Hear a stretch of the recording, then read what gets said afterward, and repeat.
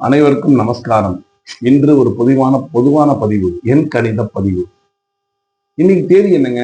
18/8/2026. கூட்டுத்தொகை 9. இந்த 9ல சனி செவ்வாயோட ஆதிக்கம் இன்னைக்கு இருக்கிறது.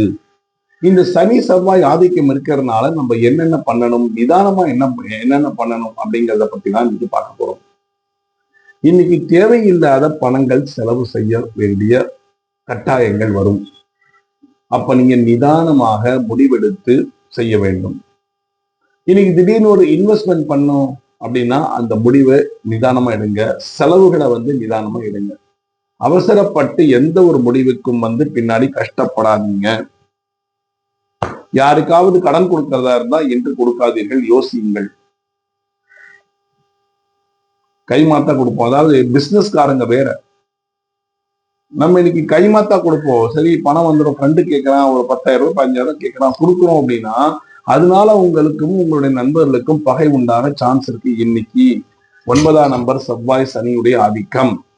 அதனால நீங்க உங்களுடைய செலவுகளையும் யாருக்காவது கொடுக்க வேண்டியதுகளை, அதாவது கடனாக யாருக்காவது தரணும்னா அதையும் நீங்க இன்னைக்கு பார்த்து பண்ணுங்க. ஏன்னா அது உங்களுக்கு இன்னைக்கு ஏற்பட்ட புதிய சவால். தேவையில்லாத கோபங்கள் இன்னைக்கு வர வேண்டியது வரும்.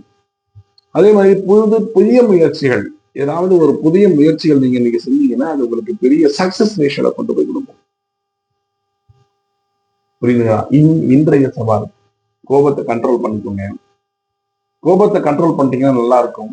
உங்களுடைய இன்வெஸ்ட்மெண்ட்டை நாளைக்கு கூட நீங்க போஸ்ட்போன் பண்ணலாம்.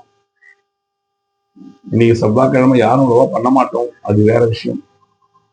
ஆனா இன்னைக்கு இருக்கிற எண்கணிதப்படி நீங்கள் உங்களை பார்த்து நடந்துக்கோங்க. இது பொதுவான பதிவு.